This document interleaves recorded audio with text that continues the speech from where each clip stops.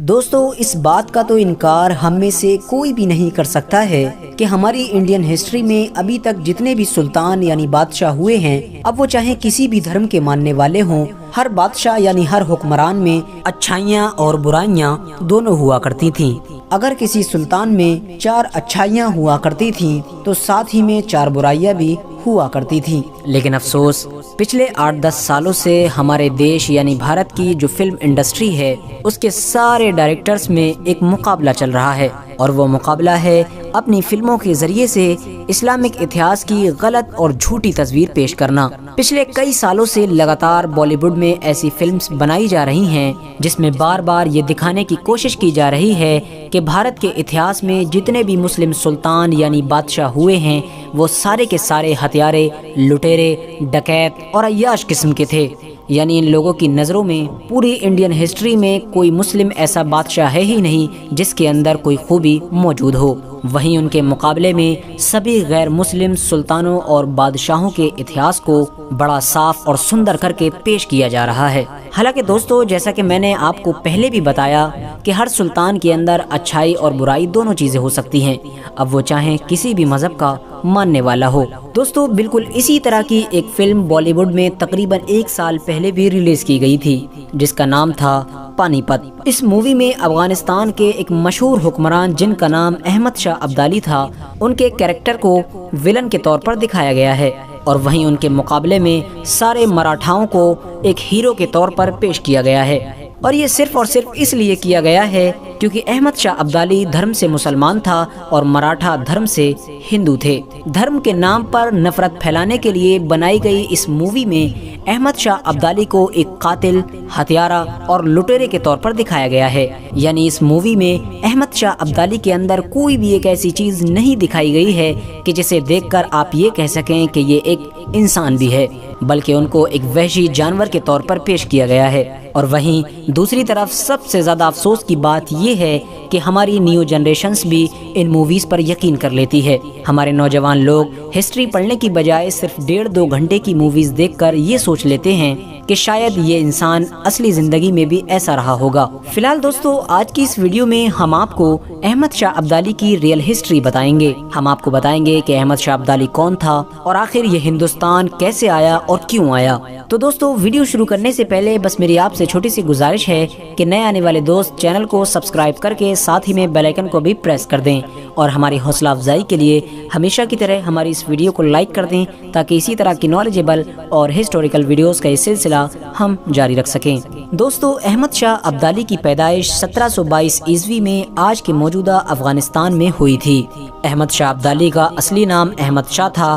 اور ان کے قبیلے کا نام ابدالی تھا، جس کی وجہ سے بعد میں انہیں پوری دنیا احمد شاہ ابدالی کے ہی نام سے جاننے لگی۔ دوستو، ایران کے مشہور سپہ سالار نادر شاہ نے جب افغانستان کے قندھار پر حملہ کیا تھا تو اس وقت احمد شاہ ابدالی کی عمر صرف 20 سال تھی، اور اس وقت قندھار کے گورنر نے احمد شاہ ابدالی کو ان کے ایک بھائی کے ساتھ جیل میں بند کر رکھا تھا۔ لیکن جب نادر شاہ نے قندھار کو فتح کیا اور قندھار کی جیلوں میں بند قیدیوں کا معائنہ کیا تو نادر شاہ کی نظر ڈائریکٹ احمد شاہ ابدالی پر پڑی۔ نادر شاہ کیونکہ بہت ہوشیار سپہ سالار تھا، اس نے احمد شاہ ابدالی کو دیکھتے ہی یہ جان لیا کہ اس انسان کے اندر بہت ساری جنگی صلاحیتیں موجود ہیں۔ اسی وجہ سے نادر شاہ نے فوراً احمد شاہ ابدالی کو جیل سے آزاد کر دیا۔ اتنا ہی نہیں، نادر شاہ نے احمد شاہ ابدالی کو اپنی فوج میں بھی بھرتی کر لیا۔ چند دنوں میں ہی نادر شاہ کی فوج میں احمد شاہ ابدالی نے اپنی بہادری اور ہوشیاری کو ثابت کر دیا تھا، جس کی وجہ سے احمد شاہ کا نادر شاہ کی فوج میں قد بڑھتا چلا گیا، اور آخرکار ایک وقت ایسا آیا کہ احمد شاہ ابدالی نادر شاہ کا سب سے قریبی انسان بن گیا تھا۔ نادر شاہ ہر چیز میں سب سے پہلے احمد شاہ ابدالی سے ہی مشورہ لیا کرتا تھا۔ احمد شاہ ابدالی کو اپنے ہر راز میں رازدار بنایا کرتا تھا، یہاں تک کہ احمد شاہ ابدالی کو نادر شاہ کی ساری کمزوریوں تک کی نالج ہو چکی تھی۔ دوستو، 1707 میں جب مغل سلطنت کے سب سے مضبوط سلطان یعنی اورنگزیب عالمگیر کا انتقال ہو گیا تھا تو اس کے بعد دھیرے دھیرے مغل سلطنت کمزور پڑنا شروع ہو گئی تھی۔ آخرکار 1739 میں نادر شاہ کو جب یہ محسوس ہوا کہ مغل سلطنت کے اندر اب ہمیں روکنے کی طاقت باقی نہیں رہی ہے تو اس نے ہندوستان پر حملہ کر دیا۔ نادر شاہ نے بہت کم وقت میں ہی مغل فوج کو ہرا کر دہلی سلطنت پر اپنا قبضہ کر لیا تھا۔ دہلی کو جیتنے کے بعد نادر شاہ نے اپنے سب سے قریبی یعنی احمد شاہ ابدالی کو حیدرآباد یعنی دکن کا گورنر بنا دیا، اور نادر شاہ نے دہلی کو جیتنے کے بعد جو قیمتی کوہ نور ہیرا حاصل کیا تھا وہ بھی اس نے احمد شاہ ابدالی کی ہی ذمہ داری میں دے دیا تھا، کیونکہ اسے احمد شاہ ابدالی پر بہت بھروسہ تھا۔ دوستو حیدرآباد میں ہی احمد شاہ ابدالی کی ایک بار نظام الملک یعنی آصف جاہ سے ملاقات ہوئی۔ یہ ایک ایسے انسان تھے جو اپنے دور میں ہوشیاری کے لیے بہت مشہور تھے، یعنی ہر انسان ان کی ہوشیاری پر بھروسہ کیا کرتا تھا۔ یہ جو بھی کہہ دیا کرتے تھے ہر انسان اس بات کو ماننے پر مجبور ہو جایا کرتا تھا۔ لہٰذا جب انہوں نے احمد شاہ ابدالی کو دیکھا تو احمد شاہ ابدالی کو دیکھتے ہی انہوں نے کہا کہ تم مجھے بہت ہوشیار اور بہادر لگتے ہو، مجھے امید ہے کہ ایک نہ ایک دن تم ضرور بادشاہ بنو گے۔ نظام الملک یعنی آصف جاہ کی یہ بات سن کر احمد شاہ ابدالی بہت حیران ہوئے، کیونکہ احمد شاہ ابدالی کسی شاہی خاندان سے نہیں تھے بلکہ وہ تو ایک غریب خاندان سے تھے، اور نادر شاہ کی حکومت میں بھی ان کی پوزیشن صرف اور صرف ایک گورنر کی تھی۔ اسی وجہ سے نظام الملک یعنی آصف جاہ کی بات سن کر احمد شاہ ابدالی کو ایک بہت گہرا جھٹکا لگا۔ دوستو نظام الملک یعنی آصف جاہ کی یہ بات جاسوسوں کے ذریعے سے نادر شاہ تک بھی پہنچ گئی۔ نادر شاہ نے فوراً حیدرآباد سے احمد شاہ ابدالی کو اپنے پاس بلا لیا۔ احمد شاہ ابدالی جب نادر شاہ کے پاس پہنچے تو نادر شاہ نے احمد شاہ ابدالی کے کان پر اپنے چاقو سے ایک بڑا گہرا زخم دیا۔ احمد شاہ ابدالی کے کان سے خون بہنے لگا۔ نادر شاہ نے مسکراتے ہوئے کہا کہ میں جانتا ہوں کہ تم ایک نہ ایک دن ضرور بادشاہ بنو گے، اور اسی لیے میں نے تمہارے کان پر یہ زخم دیا ہے تاکہ جب بھی تم بادشاہ بنو تو اس زخم کو دیکھتے ہی تمہیں میری یاد آئے، اور مجھے یاد کرنے کی وجہ سے ہی تم میری اولادوں کے ساتھ اچھا سلوک کرو، کبھی بھی میری اولادوں کو قتل نہ کرنا، ان کے ساتھ برا سلوک نہ کرنا۔ احمد شاہ ابدالی نے بھی نادر شاہ سے یہ وعدہ کیا کہ اگر وہ کبھی بھی بادشاہ بنے گا تو آپ کی اولادوں کے ساتھ اچھا سلوک کرے گا، اور یہی وجہ تھی کہ احمد شاہ ابدالی نے اپنا یہ وعدہ پوری زندگی یاد رکھا تھا۔ دوستو کیونکہ اس میں کوئی شک نہیں کہ نادر شاہ ایک ظالم قسم کا انسان تھا، وہ لوگوں پر بہت زیادہ ظلم و ستم کیا کرتا تھا، اور یہی وجہ تھی کہ اس کے ظالمانہ رویے اور غلط پالیسیز کی وجہ سے اس کی خود کی سلطنت میں ہی بغاوت ہو گئی تھی۔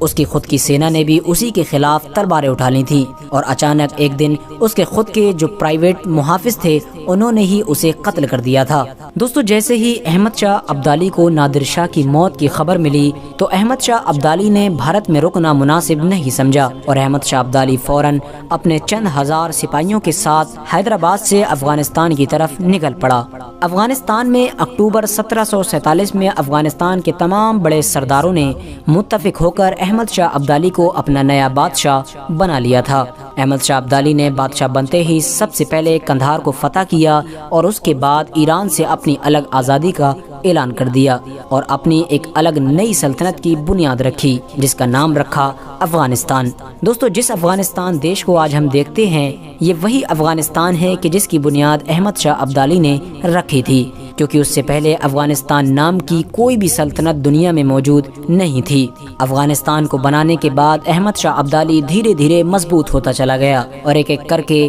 لاہور، پشاور جیسے بڑے بڑے شہروں کو فتح کرنا شروع کر دیا۔ دوستو جیسا کہ میں نے ویڈیو کے شروع میں بھی آپ کو بتایا تھا کہ 1707 میں جب اورنگزیب عالمگیر کا انتقال ہو گیا تھا تو اس کے بعد مغل سلطنت کمزور پڑ گئی تھی، لہٰذا مغل سلطنت کے کمزور پڑنے کے بعد بھارت دیش میں مراٹھاؤں نے اپنی تلواروں کو اٹھانا شروع کر دیا تھا، کیونکہ ظہیر الدین بابر سے لے کر اورنگزیب عالمگیر تک مغل سلطنت میں سارے ایسے ہوشیار اور بہادر سلطان ہوئے تھے کہ جنہوں نے بھارت میں اپنے ہوتے ہوئے کسی بھی دوسری سلطنت کو سر نہیں اٹھانے دیا تھا، لیکن اورنگزیب عالمگیر کے بعد مغل سلطنت میں عیاش اور مستی خور قسم کے بادشاہ پیدا ہونے لگے تھے، جس کی وجہ سے دوسری سلطنتوں کو ابھرنے کا موقع مل گیا تھا۔ دوستو چند سالوں کے اندر ہی مراٹھاؤں نے ہر طرف تباہی مچا دی تھی، ایک ایک کر کے ہر علاقے کو فتح کرنا شروع کر دیا تھا، یہاں تک کہ ایک وقت تو ایسا بھی آیا تھا کہ مراٹھاؤں نے دہلی کی سلطنت پر بھی قبضہ کر لیا تھا، اور دہلی میں موجود جو مغل حکمران تھا وہ صرف ایک نام کا سلطان رہ گیا تھا،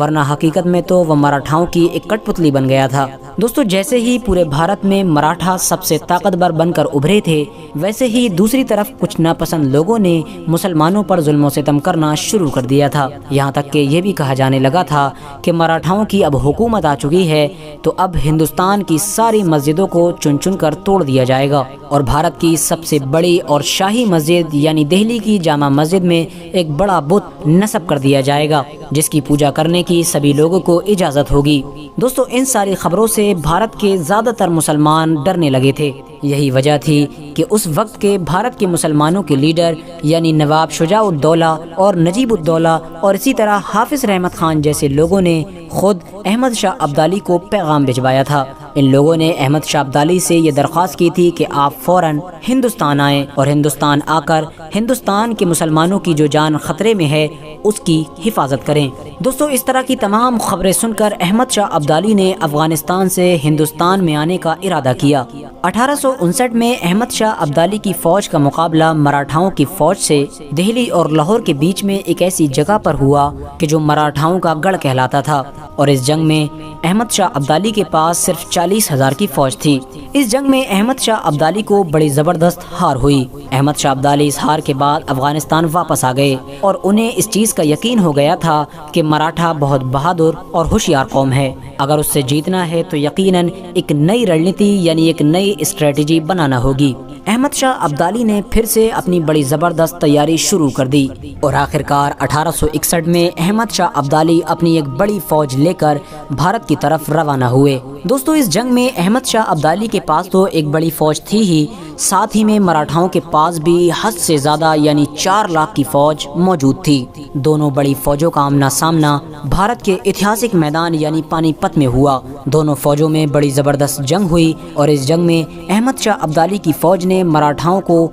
इतनी जबरदस्त तरीके से हराया कि फिर वो भारत में दोबारा कभी भी नहीं उठ सके थे। दोस्तों, कहा जाता है कि अहमद शाह अब्दाली को हुकूमत करने का शौक नहीं था। यही वजह थी कि जब उसने भारत को फतह किया तो भारत पर हुकूमत नहीं की, बल्कि भारत को जीतने के बाद वो मराठाओं से सिर्फ एक वादा करके अपने देश अफगानिस्तान वापस चला गया था, और वो वादा ये था कि तुम सारे मराठा हमेशा मुगल सल्तनत की इताअत कबूल करना, यानी कभी भी उनके सामने सर उठाने की जुर्रत न करना। और मराठाओं ने भी अहमद शाह अब्दाली से ये वादा कर लिया था कि वो दोबारा कभी भी मुगलों के खिलाफ बगावत नहीं करेंगे। दोस्तों, अहमद शाह अब्दाली ने भारत से अफगानिस्तान वापस जाने से पहले मराठाओं के साथ साथ अंग्रेज़ों से भी ये वादा लिया था कि वो कभी भी मुगल सल्तनत को तंग ना करें और ना ही उसके खिलाफ कोई बगावत करें, क्योंकि वजह ये थी कि अंग्रेज उस वक्त भारत में धीरे धीरे उठना शुरू कर रहे थे और लोगों को ये महसूस होने लगा था कि ये कुछ बड़ा करने वाले हैं।